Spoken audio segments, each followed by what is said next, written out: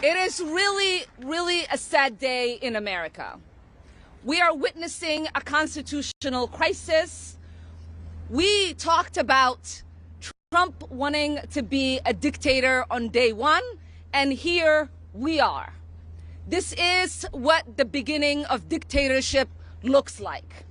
When you gut the Constitution and you install yourself as the sole power, that is how dictators are made. What Trump and Elon and all of their cronies are trying to do is take away the constitutional power of Congress. We get to decide. We have the power of the purse. We get to decide where money is allocated, and it's the executive's power to make sure that that money gets to where it needs to get. When we talk about civil servants being let go, what we are talking about is not saving money. It's essentially saying they can get paid while they're home and their work doesn't get done on behalf of the American people. It is us, taxpayers, who are being ripped off. It is us, taxpayers, who are not getting the resources that we paid into.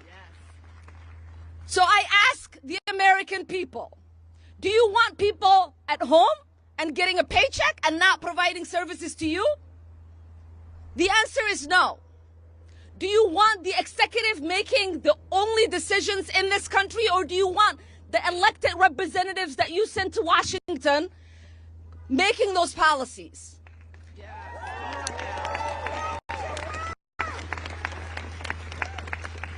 I am exceptionally upset about USAID. I lived in a refugee camp for 4 years as a child surviving civil war. It is the essential programs that USAID provided that kept my family and I fed and safe.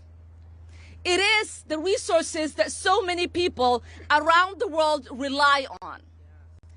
And it is our soft power. Oftentimes, people interact with our country through the military. That does not create love for us, and it certainly does not keep us safe. When the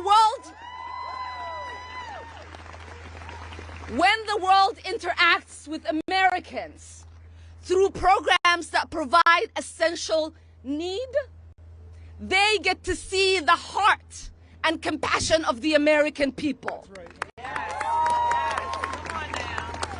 When someone is struggling because their bridge broke down, when USAID comes in and helps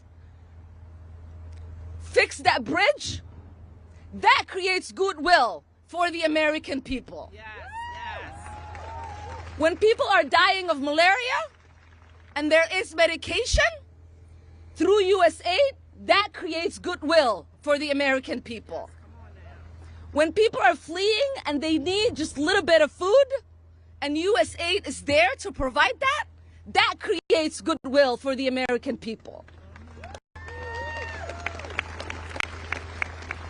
Privileged billionaires who don't give a damn about America and Americans should not be making decisions that put Americans at harm.